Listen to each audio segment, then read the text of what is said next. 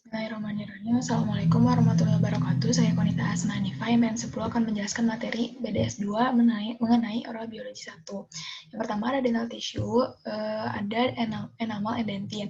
Jadi enamel itu merupakan jaringan keras yang berada pada gigi dan merupakan lapisan berwarna putih yang ketebalannya itu berbeda sesuai dengan jenis giginya. Nah, enamel itu bisa mengalami kerusakan atau hilang karena beberapa kondisi. Contohnya itu seperti atrisi, abrasi, erosi, karies, ataupun abraksi. Nah, sedangkan dentin itu merupakan jaringan atau lapisan yang berada di bawah enamel yang lebih lunak daripada enamel itu dan tetapi sedikit lebih keras daripada tulang. Dan dia itu warnanya kekuningan dan juga dia itu melindungi pulpa. Nah, dentin sendiri itu memiliki beberapa jenis, contohnya itu seperti peritubular dentin. Selanjutnya ada pulpa. Jadi pulpa itu merupakan jaringan lunak pada gigi yang bagian-bagian itu yang pertama ada pulp horns, kemudian ada cornal pulp chamber, kemudian ada radicular pulp chamber dan aksesori kanal yang kolateral. Nah, pulpa sendiri itu tugasnya untuk menghantarkan sensori ke otak, tetapi di ini tidak ada stimulusnya, jadi hanya nyari saja. Selanjutnya ada periodontium, dia ini terdiri dari yang pertama sementum, jadi sementum itu menempelkan gigi ke alveolar process dengan menjangkarkannya kepada periodontal ligamen. Jenis-jenisnya itu yang pertama ada overlap, mid, dan gap. Nah, yang kedua alveolar process, dia ini lebih mudah mengalami remodeling sehingga sifat inilah yang membuat ortodontic treatment itu bisa dilakukan. Selanjutnya ada periodontal ligamen, jadi dia itu merupakan jaringan lunak yang menyediakan attachment sehingga gigi itu bisa tetap berada pada posisinya.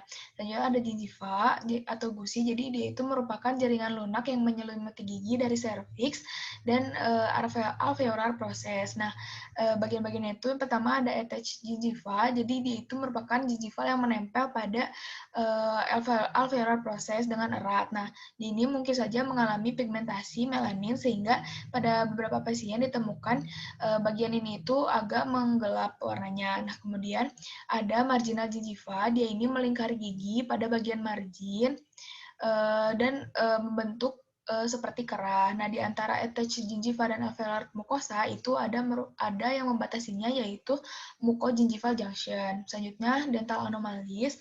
Jadi ada beberapa hal yang menyebabkan perubahan pada gigi. Nah, ada yang perubahannya itu akibat pengaruh dari lingkungan dan ada juga perubahan kondisi pada perkembangan gigi. Nah, untuk yang akibat pengaruh lingkungan itu ada 4. Yang pertama pada gigi yang sedang tumbuh, itu misalnya enamel defects yaitu tonal hipoplasia. Nah, kemudian yang kedua ada pada gigi yang telah selesai bertumbuh.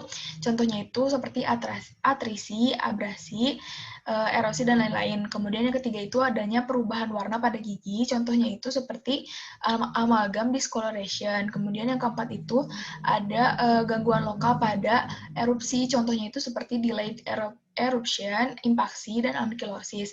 Nah, pada perubahan yang kondisi perkembangan gigi itu dapat terjadi beberapa perubahan, contohnya itu seperti perubahan pada jumlah, perubahan pada ukuran, perubahan pada bentuk, dan perubahan pada struktur.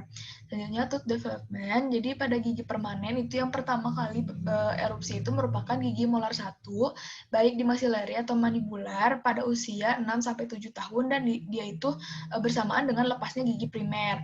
Nah, sedangkan gigi yang paling terakhir erupsi itu merupakan gigi molar 3 yang erupsinya itu pada usia 17-21 tahun.